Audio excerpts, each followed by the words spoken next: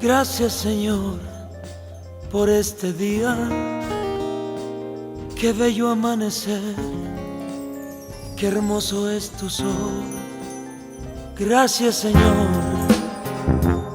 por la alegría de otra vez poder ver y sentir el amor.